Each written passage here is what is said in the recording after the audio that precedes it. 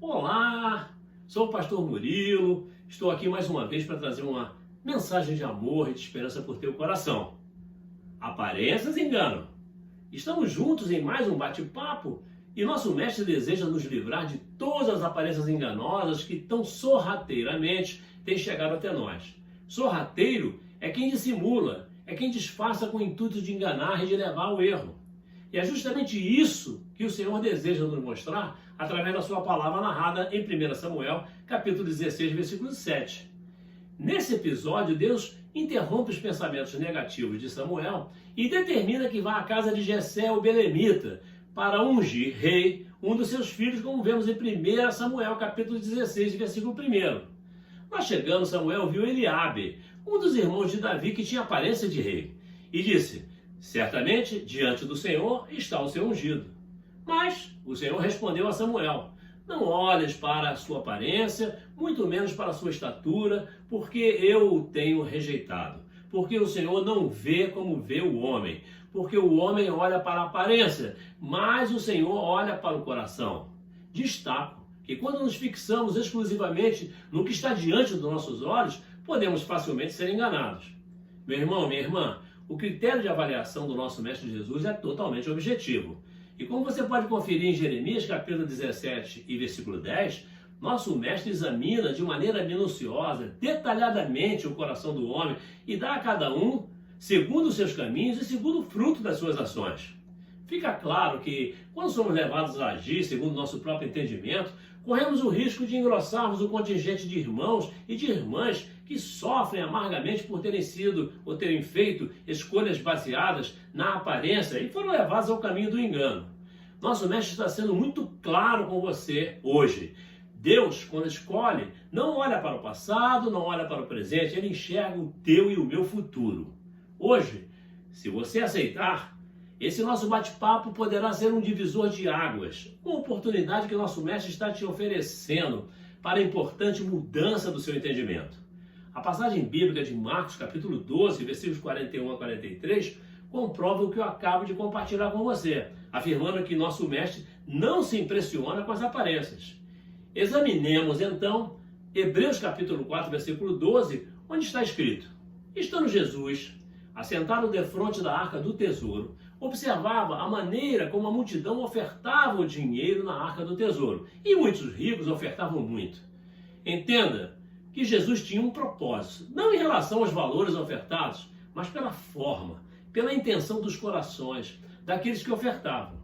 O texto bíblico não deixa dúvida sobre o que eu acabo de dizer. Muitos ricos depositavam muito, de maneira ostentosa, para que todos vissem, mas nem todos os ricos. De outro lado, nosso mestre mostra que, vindo uma pobre viúva, que só fora notada por Jesus e mais ninguém, depositou 2 pequenas moedas. E chamando seus discípulos, nosso mestre revelou-lhes: em verdade vos digo que esta pobre viúva ofertou mais do que todos os que ofertaram na arca do tesouro. Creio que este exemplo determina um critério que não podemos deixar de lado. Deus julga a intenção dos nossos corações, como acabamos de ouvir. Até Josué se deixou enganar e foi traído pelas aparências. Ele era o líder do povo de Israel na campanha da conquista de Canaã, a terra prometida, e obteve grandes vitórias, tendo destruído as cidades fortificadas de Jericó e Ai, com grande demonstração de poder. Mas os gibeonitas estavam com medo, pois eles sabiam que seriam os próximos, e usaram de astúcia para salvar suas vidas. Então, fingiram-se embaixadores de uma terra distante, a fim de firmar uma aliança para não serem destruídos. Como prova, mostraram sacos velhos sobre seus jumentos, velhos odres de vinho, sandálias e roupas velhas e remendadas, assim como o pão seco e bolorento que traziam. Josué, tocado pelas aparências, sequer pensou em consultar o Senhor, que o liderava a cada vitória conquistada, como todos sabem. Dessa maneira fez um pacto com os inimigos de Israel, cuja iniquidade histórica Deus havia mandado punir severamente com sua erradicação. Consulte sua Bíblia e conheça toda essa história em Josué capítulo 9, versículo de 1 a 15. Nesse texto de Josué, ficou claro que as aparências enganam. Nem tudo é o que parece. Por isso, é importante ver o que está no interior do homem, o coração. Nosso valor não está na aparência física, nem naquilo que as outras pessoas pensam de nós, A aparência de Jesus, por exemplo, nosso mestre, não era bonita. Na cruz ele foi desfigurado, mas ele revelou seu grande amor, que é maior que as aparências. Jesus mostrou que o verdadeiro valor está no interior e não na aparência, como vemos em Isaías capítulo 53. Outro exemplo impactante de engano e que trouxe grande sofrimento ao homem chamado Saulo de Tarso, encontramos também na Bíblia Sagrada. Como vemos em Filipenses capítulo 3, versículos 5 a 6, Saulo, depois chamado Paulo, era judeu, circuncidado ao 8º dia, da linhagem de Israel, da tribo de Benjamim, hebreu de hebreus. Segundo a lei, foi fariseu, segundo o zelo, perseguidor da igreja, e segundo a justiça que há na lei, irrepreensível, como você pode conferir em Romanos capítulo 11, versículo 1 e Atos capítulo 23, versículo 6.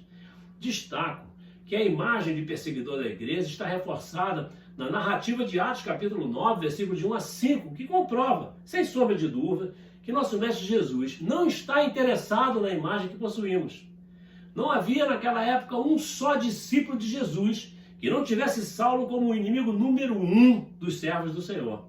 Está escrito em Atos capítulo 9, versículos de 1 a 9.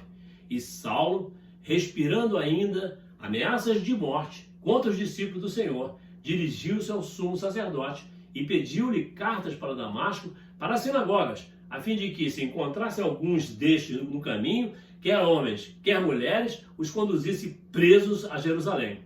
Não sabia Saulo que não encontraria quer homens, quer mulheres, mas nosso mestre já o havia escolhido e separado. Então, indo no caminho, aconteceu que, chegando perto de Damasco, subitamente o cercou um resplendor de luz dos céus.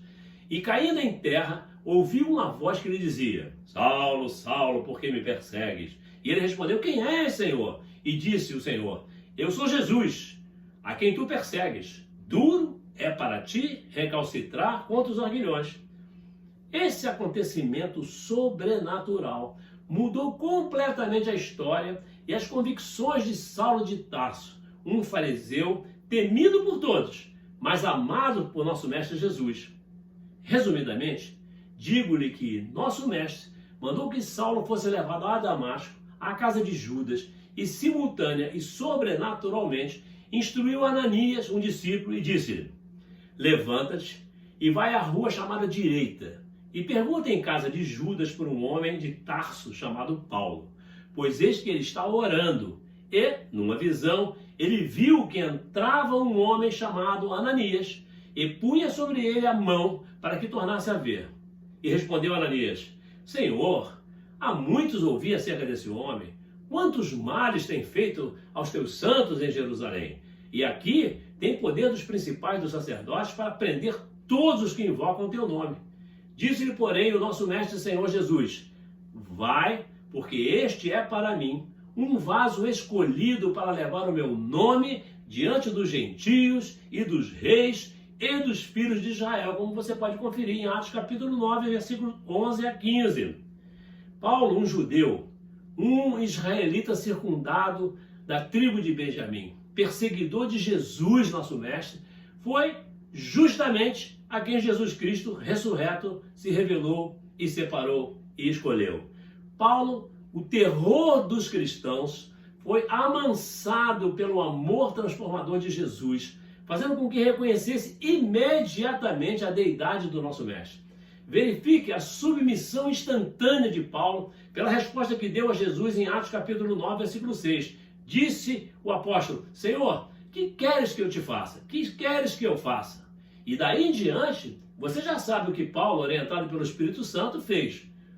Foi em Damasco, meu irmão, que Paulo iniciou sua jornada apostólica para logo após passar 3 anos na Arábia, sendo capacitado pelo Espírito Santo. E de lá, retornando a Damasco, conforme você pode conferir em Atos capítulo 9, versículo 20 a 22 e Gálatas capítulo 1, versículo 17. Paulo passou então, veja você, de perseguidor a perseguido quando retornou a Damasco. Sua pregação, depois desses 3 anos na Arábia, provocou uma oposição tão forte que o obrigou a fugir para Jerusalém a fim de salvar a própria pele, como você vê em Gálatas capítulo 1, versículo 18, segundo a Coríntios capítulo 11, versículos 32 e 33. Em Jerusalém, Paulo tentou se aproximar dos discípulos, porém todos sem exceção, ainda estavam impactados com seu passado e receosos dele e o rejeitaram. Foi então que Barnabé se dispôs a apresentá-lo aos líderes dos cristãos. Entretanto, seu período em Jerusalém foi muito rápido, pois os judeus procuravam matá-lo. Nesse curto espaço de tempo, Paulo só esteve com Pedro, imagine você, e não conseguiu estar com os demais discípulos. Imagine só! Mas já se fazia conhecido por todos os crentes de toda aquela região, os quais diziam: aquele que já nos perseguiu, anuncia agora a fé que antes destruía, como você pode conferir em Gálatas, capítulo 1, versículo 22 e 23.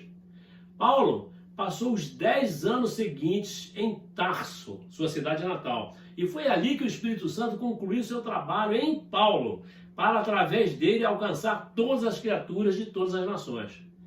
Paulo se transformou no maior teólogo do cristianismo e o mais importante fundador de igrejas e comunidades cristãs, e até hoje influencia nossas vidas através dos ensinamentos bíblicos que consignou na Bíblia Sagrada. Só então tiveram início as viagens missionárias do apóstolo Paulo. Durante 10 anos, o evangelismo de Paulo sempre concentrado nos maiores centros populacionais. Conforme orientado pelo Espírito Santo, que havia estrategicamente planejado, as missões de Paulo se estenderam por 4 províncias do Império Romano: Galácia, Macedônia, Acaia e Ásia. Não dá, meu irmão, para fugir dessa dinâmica. Envolver-se com o Deus da Bíblia significa estar sujeito e disposto ao envio missionário. E foi exatamente isso que aconteceu com o apóstolo Paulo. Para saber mais sobre Paulo e a missão que nosso mestre lhe confiou, reveja o vídeo Paulo, que compartilhei com você em 6 de novembro de 2020. Mas não deixe de examinar na sua Bíblia tudo sobre aquele que foi escolhido e separado por nosso mestre para vir a ser o maior doutrinador do Evangelho de Jesus em todos os tempos. E a partir de agora, mantenha-se alerta. As aparências enganam. Pronto, nosso bate-papo fica por aqui. Inscreva-se no meu canal YouTube e terá acesso ao vídeo Paulo, que eu mandei para vocês dia 6 de novembro de 2020. E a todos os nossos vídeos você vai ter acesso também. Louvamos, eu e a pastora Marília, a Deus Todo-Poderoso por sua audiência. Graça e paz. E não esqueça, esse pastor te ama. Glórias a Deus.